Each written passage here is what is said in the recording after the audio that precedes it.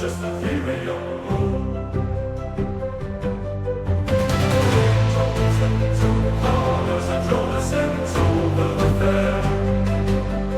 It's a horror that meets with the words just ethereal.